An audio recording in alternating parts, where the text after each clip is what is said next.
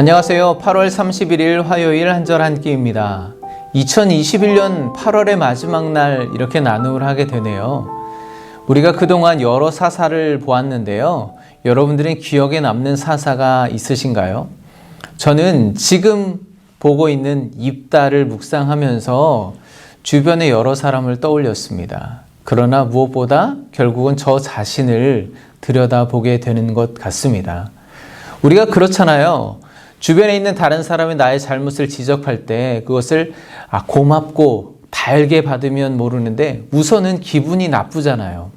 그런데 하나님의 말씀이 나의 잘못, 죄악, 허물을 비추어 보여주실 때 그게 은혜가 되더라는 거죠. 바로 그것이 큐티하는 사람, 말씀을 묵상하는 사람에게 주시는 영적인 유익입니다. 오늘도 사사 입다를 통해서 우리에게 보여주시는 깨달음을 가지고 하나님 앞에 온전히 나아가시는 시간이 되시기를 간절히 소망합니다. 네, 사사 입다는 이스라엘을 침공한 암몬과 전쟁하기보다는 외교적인 협상을 통해서 문제를 해결하려고 노력했습니다. 그렇지만 협상이 결렬되죠. 사실 그럴 수밖에 없습니다. 암몬과 이스라엘이 추구하는 가치가 전혀 다르기 때문입니다. 합의가 이루어질 수 없습니다. 암몬은 나에게 힘이 있으니까 그 땅 내놔 라는 것이고, 이스라엘은 이 땅은 하나님이 약속으로 주신 땅이기 때문에 결코 양보하거나 타협할 수가 없는 입장인 거죠. 합의할 수가 없습니다. 이렇게 하나님의 약속 가운데 살아가는 그리스도인들에게는 세상의 가치와 도저히 합의가 되지 않는 영역이 분명히 존재하기 마련입니다. 세상에서 잘 살려면 세상의 가치대로 살아야 하는 것이고, 또 하나님의 나라의 백성으로 살아가려면 하나님의 방식대로 살아가야 하는 것이 당연하지 않겠습니까? 그런데 문제는 우리가 세상 속에서 하나님의 백성으로 살아가야 하기 때문에 우리의 신앙 생활에는 반드시 영적인 갈등, 부딪힘, 또한 긴장이 있게 마련이고 반드시 있어야 하는 것입니다. 그게 당연한 거죠. 오늘은 이스라엘과 암몬이 전쟁을 하는 장면을 통해서 주시는 은혜를 찾아보려고 하는데요. 먼저 11장 29절을 보겠습니다. 이에 여호와의 영이 입다에게 임하시니 입다가 길르앗과 므낫세를 지나서 길르앗의 미스베에 이르고 길르앗의 미스베에서부터 암몬 자손에게로 나아갈 때에. 이스라엘과 암몬의 전쟁이 어떻게 시작되나요? 여호와의 영이 입다에게 임하시니, 암몬이 이스라엘을 공격하면서 전쟁이 시작되는 것이 아니라 여호와의 영이 임함으로 전쟁이 시작됩니다. 즉, 이 전쟁은 하나님이 시작하시고 하나님이 싸우시고 하나님이 전쟁으로 이끄실 하나님의 전쟁입니다. 전에 온니엘과 기드온에게 임했던 하나님의 영이 오늘 입다에게도 임하죠. 비단 전쟁에서뿐만 아니라 우리가 전에 보았던 출애굽기에서도 부살렐에게 성령이 충만하게 임해서 회막 건축을 감당하게 하죠.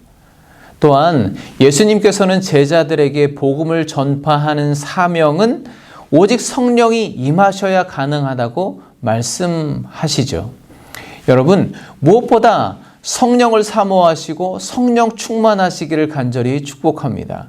그것이 오늘 우리의 삶의 시작이고 과정이고 또한 결과여야 합니다. 그리고 이제 입다 하면 가장 먼저 떠오르는 사건이 소개됩니다. 30절, 31절입니다.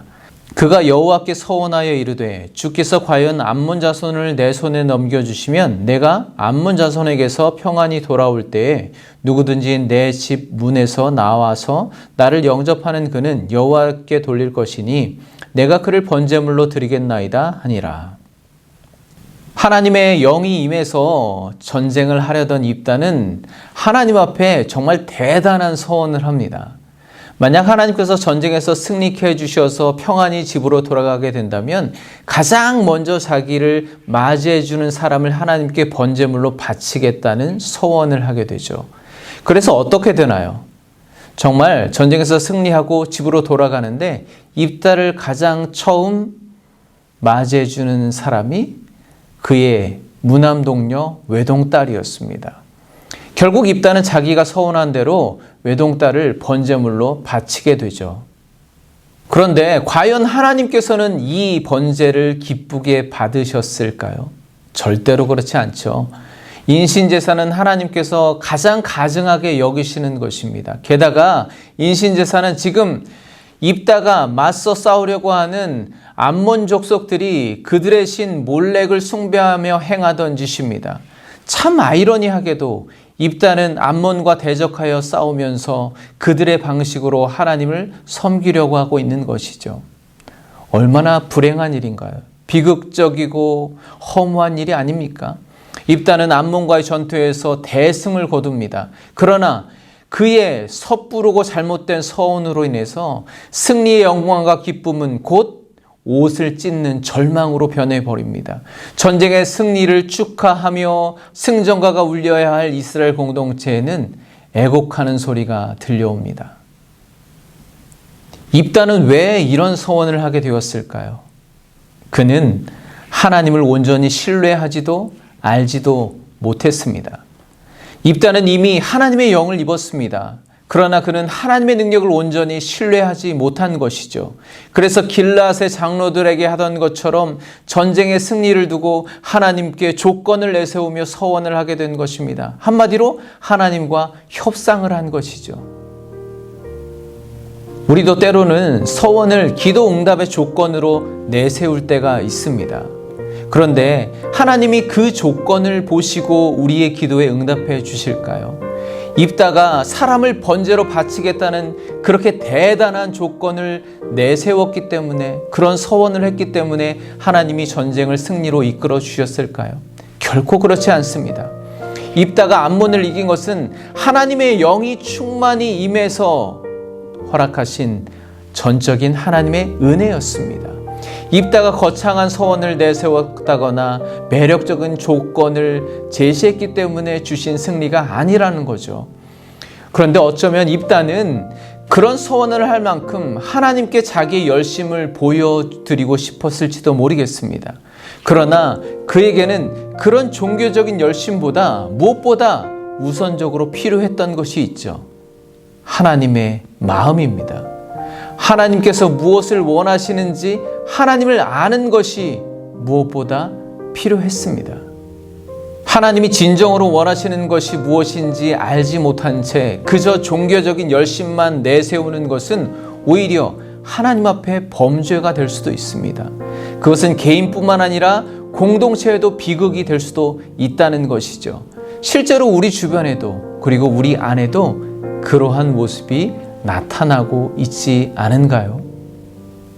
사사기를 대표적으로 표현하는 말씀이 있죠. 그때 이스라엘의 왕이 없으므로 사람이 각기 자기 소견에 옳은 대로 행하였더라.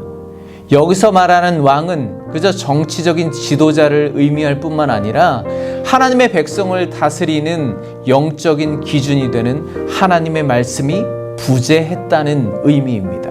즉 하나님의 뜻을 온전히 알지 못했다는 것이죠.